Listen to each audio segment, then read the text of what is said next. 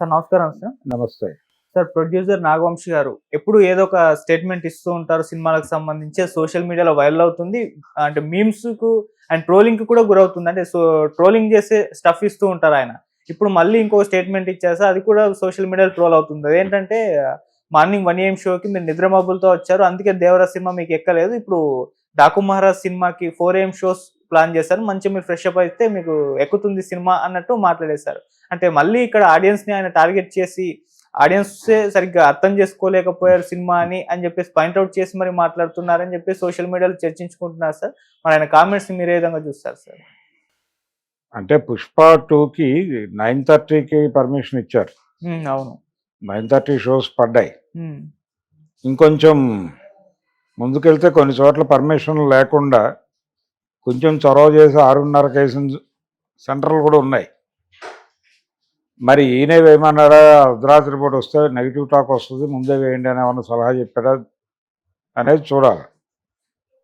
అయితే ఇప్పుడు ప్రజెంట్ పరిస్థితుల్లో ఈయన 4 గంటలకి షో వేసిన 4 గంటలకు వెళ్ళేవాళ్ళు కూడా నిద్రమత్తుతోనే పెడతారు. 4ంటికి థియేటర్లోకి వెళ్ళాలంటే వాళ్ళు ఉన్నటువంటి ప్రదేశాల నుంచి థియేటర్ దగ్గరికి చేరటానికి కనీసం 1 గంట, గంటన్నర ముందు బయలుదేరాల్సి ఉంటుంది.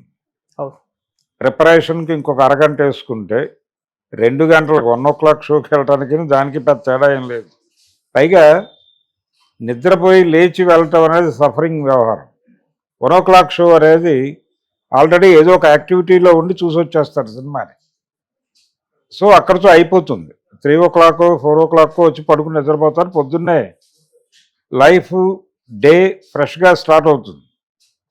దీనివల్ల ఏంటంటే 4:00కి వెళ్ళటం కోసం 2 గంటల నుంచి కసరత్తు చేసి 4 గంటలకు థియేటర్లో కూర్చుని అది 7:00 అయి బయటకు వచ్చి ఆ రోజు డే డిస్టర్బ్ అవుతుంది. అందుకని ఆయన యాంగిల్లో చూస్తే అది కరెక్ట్ కాదు. 1 గంట షోయే బెటర్ జడ్జిమెంట్ ఉంటుంది. 4 గంటలకు షో వేసినటువంటి ఆదిపురుషుడు ఏమయ్యాడో మనం చూసాం. 4 గంటలకు షో వేసిన మిగిలిన సినిమాల బతుకేంటో చూసాం. 1:00 షో వేసిన సినిమాలు బ్రైట్గానే ఉన్నాయి. ఇప్పుడు 'దేవర' సినిమా ఆయన ఉటంకించాడు, కానీ 'దేవర' సినిమా ఎన్టీఆర్ కెరియర్లో బిగ్గెస్ట్ కలెక్టరే. ఎక్కువ డబ్బులు కలెక్ట్ చేసింది 512 కోట్లు, 20 కోట్లు, 520 వరకు కలెక్ట్ చేసింది అది. కాకపోతే ఏంటంటే ఆ సినిమాకి ప్రాబ్లం ఏమిచ్చింది, అది హిందీ బెల్ట్లో ప్రాపర్గా కనెక్ట్ కాకపోవడం వలన తగ్గింది. ఒకవేళ హిందీ బెల్ట్లో కనెక్ట్ అయితే మ్యాక్సిమం ఇంకొక 2-3 నడిచేది. అంటే సలార్ని బీట్ చేయటము, లేకపోతే సలార్ని రీచ్ అవటము జరిగేది. ఆ సబ్జెక్టుకు ఉన్నటువంటి లిమిటేషన్ అది, దానికి ఉన్న పరిమితి అది. ప్రతి సబ్జెక్టుకి ఒక పరిమితి, ఒక విస్తృతి ఉంటుంది. ఓకే. ఆ సబ్జెక్టుకి వాళ్ళు డీల్ చేసినటువంటి పద్ధతికి ఆ లిమిటేషన్ ఉంది 'దేవర'కి. అది రివ్యూస్లోనే అందరూ చెప్పారు.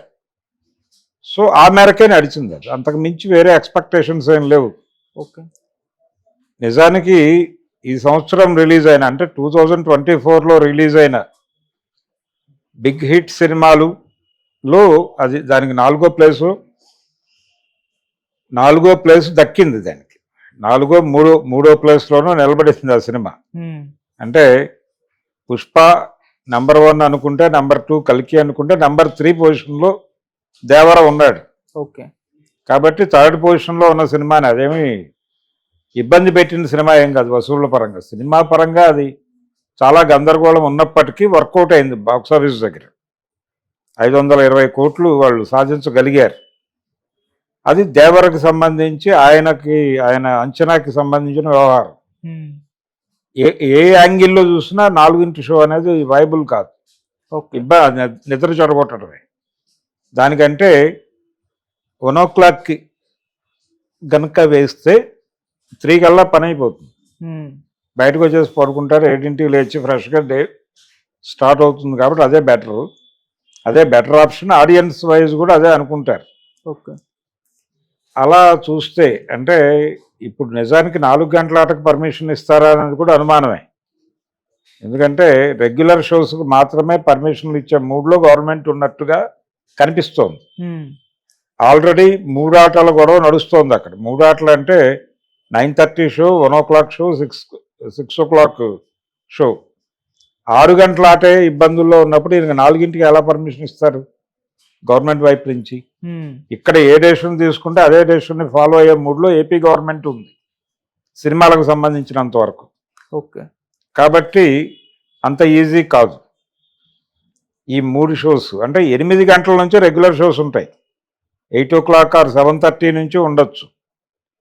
ఉంటే ఏం జరుగుతుంది అంటే ఈ ప్రైస్ హైక్ ఇవన్నీ కూడా ఆ పరిధిలో జరుగుతాయి. అంటే మల్టీప్లెక్స్లో 700 to 800 నడవచ్చు.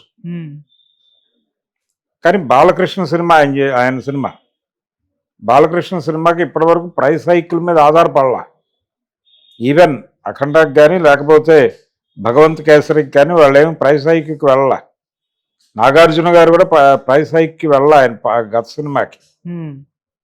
కాబట్టి ప్రైస్ హైక్కి వెళితేనే గొప్ప సినిమా అనుకోవడం తప్పు. ఓకే. ప్రీమియర్స్ పడితేనే గొప్ప సినిమా అనుకోవడం తప్పు. మీ కంటెంట్ బాగుంటే రన్ వస్తుంది మీకు. ఎందుకు ఓపెనింగ్స్ మీద అంత దృష్టి పెడుతున్నారు అంటే మీరు ఎప్పుడైతే ఓపెనింగ్స్ కోసం వెంపర్లాట మొదలు పెడతారో కంటెంట్ మీద అనుమానాలు వస్తాయి ప్రపంచానికి. ఓకే. అందుకని సాధ్యమైనంత వరకు ఈ తరహా స్టేట్మెంట్లు ఇవ్వకుండా ఉండటం ప్రొడ్యూసర్గా ఆయనకు అవసరం. కొంచెం తొందరపడుతున్నాడు, కొంచెం దూకుతున్నాడు, ఓ టెన్షన్లో ఉన్నాడు, ఓ బిగ్ హిట్ని ఆయన ఊహిస్తున్నాడు. ఆ బిగ్ హిట్ సాకారం కాకపోతే ఏమైపోతాడు అనేటువంటి ఆందోళన కలుగుతున్నటువంటి పరిస్థితి. అందుకని కొంచెం ప్రాపర్గా జడ్జి చేసుకోవాల్సినటువంటి సందర్భం ఉంటుంది. నాగవంశీ గారు కొంచెం ఆలోచించి ప్రకటనలు ఇస్తే బాగుంటుంది. ఓకే. అంటే గవర్నమెంట్ మూడ్ ఆయనైతే మొదటి నుంచి కాన్ఫిడెంట్గా ఉన్నాడు. దిల్ రాజు గారి మీద ఉన్న కాన్ఫిడెన్స్ అది. ఆయన ఎఫ్డీసీ చైర్మన్ మాత్రమే కాదు, ఆ సినిమాకి నైజాం డిస్ట్రిబ్యూటర్ కూడా. కాబట్టి ఆయన ఆర్గనైజ్ చేయగలడు అనేటువంటి కాన్ఫిడెన్స్తో ఆయన మాట్లాడుతున్నాడు. ఆర్గనైజ్ చేయగలిగిన పరిస్థితిలో ఆయన లేడేమో అనేది నా డౌట్. ఓకే. అందుకని మేబీ మ్యాక్సిమం రెగ్యులర్ షోస్ మాత్రమే ఉంటాయి, ప్రీమియర్స్ ఉండే ఛాన్స్ తక్కువే. 1 hour షోస్కి ఎక్కడైనా పర్మిషన్ ఇస్తే ఇవ్వచ్చు. ఆ ఇచ్చిన మేరకు నడుస్తుంది అంతే. ఓకే.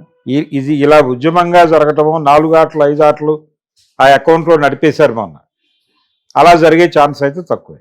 Okay sir. అలాగే అండి, సినిమాల సంక్రాంతి రిలీజ్ అయ్యి 3 సినిమాల ప్రమోషన్స్ విషయానికి వస్తే సార్ అంత జోరు కనబడట్లేదు అని కూడా చర్చించుకుంటున్నారు సార్. పెద్దగా ప్రమోషన్ యాక్టివిటీస్ ఏం చేయట్లేదు, ఇంటర్వ్యూలు ఏమి ఇవ్వట్లేదు, ట్రైలర్ అప్డేట్స్ కూడా ఇవ్వట్లేదు 3 సినిమాలకు సంబంధించి. మీరేం చెప్తారు? అంటే డాకు మహారాజుకు సంబంధించి ట్రైలర్లు వాటితోనే నడిపిస్తున్నారు. ఒక ఈవెంట్ పెట్టే ఆలోచనతో ఉన్నారు, అంతవరకే పరిమితం. ఓకే.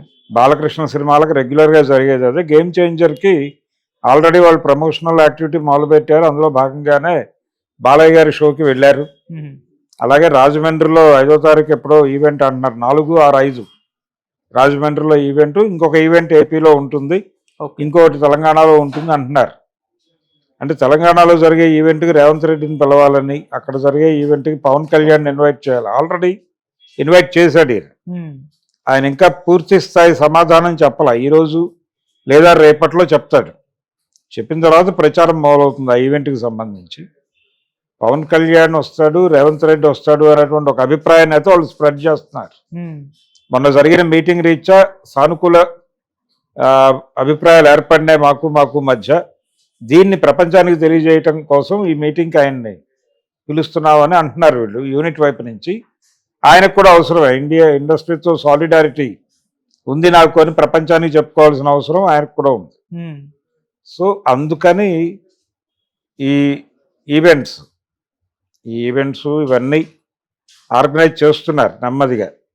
అంటే ప్రమోషనల్ యాక్టివిటీనే ఇదంతా. కాకపోతే సంక్రాంతికి వస్తున్నాం అనే సినిమాకి ఒక డిఫరెంట్ వేలో అనిల్ రావిపూడి డిజైన్ చేసి చేసుకుంటున్నాడు. చిన్న అంటే సోషల్ మీడియాని ఎక్కువ టార్గెట్ చేశాడు ఆయన. అలాగే మెయిన్ స్ట్రీమ్ మీడియాలో కూడా విచిత్రమైనటువంటి వీడియోలు చేసి సర్క్యులేట్